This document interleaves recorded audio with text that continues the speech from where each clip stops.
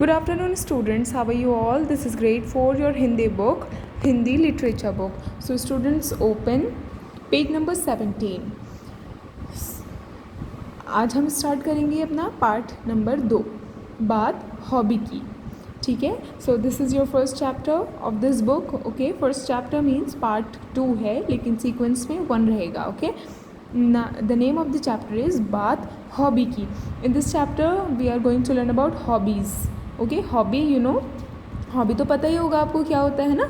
तो हम इस चैप्टर में हॉबी की बात करेंगे. Let's see from page number 18. Okay, so यूँ तो सभी कुछ ना कुछ काम करते हैं, पर हॉबी की बात कुछ और ही है.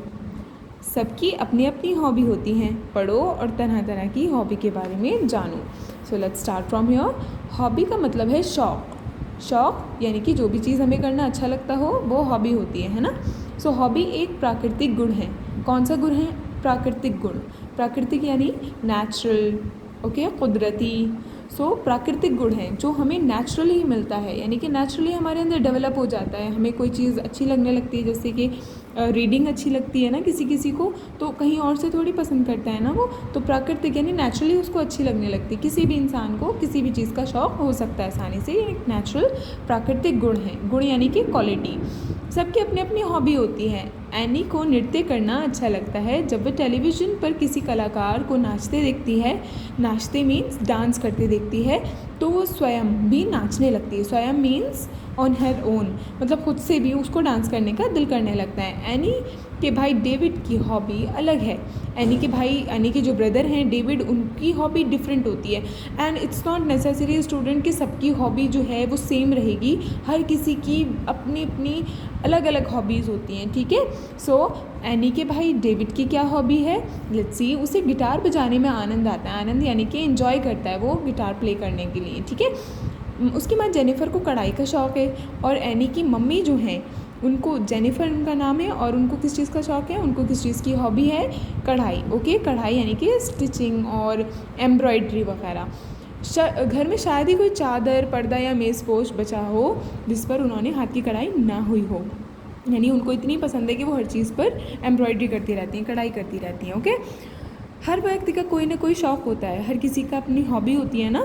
जब आप अपने आसपास के लोगों को आदतों को ध्यान से देखेंगे तो आपको पता चलेगा कि लोगों के तरह तरह के शौक़ होते हैं, तरह तरह की हॉबीज़ होती हैं. किसी को पतंग उड़ाने का शौक़ होता है, तो किसी को क्रिकेट खेलने का. किसी को कुत्ते पालने का शौक़ होता है. पेट बना लेते हैं ना लोग, डॉग्स को. सो किसी को इस तरह का शौक़ होता है, तो किसी को कबूतर पालने का. तो कुछ लोग एज अ पेट क्या पिजन्स को भी रख लेते हैं, कबूतर को भी पालने लगते हैं. राइट. अनेक लोग, अनेक मीन्स डिफरेंट पीपल. ओके, अनेक डिफरेंट लोग यानी कि पीपल. अनेक लोग, अलग अलग तरह के लोग डाक टिकटों का संग्रह करते हैं. संग्रह यानी कलेक्शन. ओके, जमा करते हैं. डाक टिकट संग्रह की हॉबी रखने वाले लोग अपनी मनपसंद डाक टिकट को पाने के लिए अधिक धन भी खर्च कर देते हैं. ऐसा होता है ना कि कुछ जो टिकट्स होते हैं और पोस्ट ऑफिस के जो टिकट्स होते हैं वो पैसों के भी आते हैं ना, उनके लिए हमें कुछ खर्च भी करना पड़ता है. यानी कि कुछ मनी दे के भी, धन दे के भी हमें उसके लिए हमें उसको पाने के लिए हमें कुछ पैसे भी देना होते हैं. तो कुछ लोग तो अपने हॉबी में इतने ज़्यादा इंटरेस्टेड होते हैं कि वो पैसे भी देने को तैयार होते हैं. तो डाक टिकट संग्रह करने वाले, संग्रह यानी कि अगेन कलेक्शन. ठीक है, जमा करने वाले अधिकतर लोग पुराने और इस्तेमाल किए हुए डाक टिकटों का संग्रह करते हैं. नए और बिना मोहर लगे डाक टिकटों का उतना महत्व नहीं होता.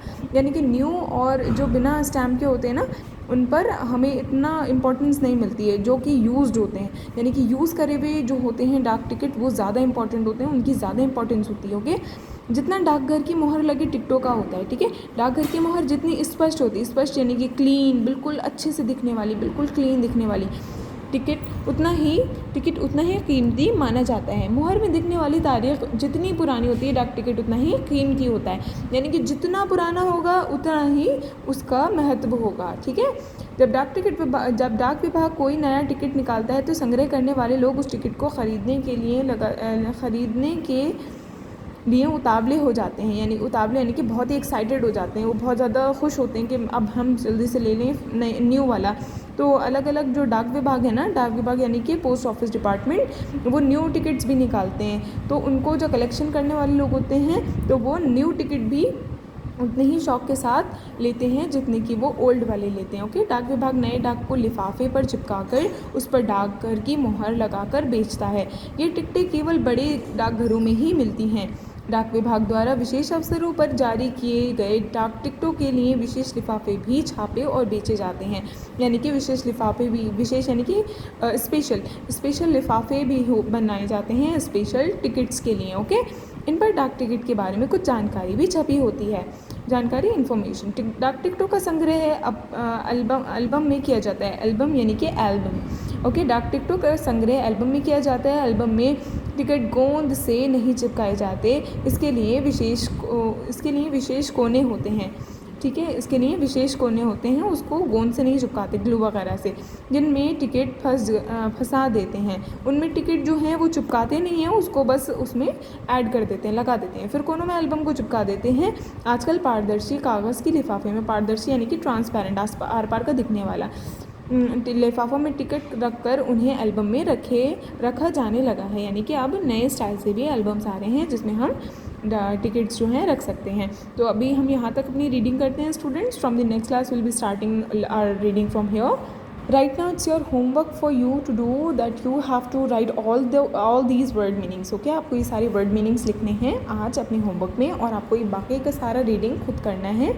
So complete your work and reading, students, and have a nice day.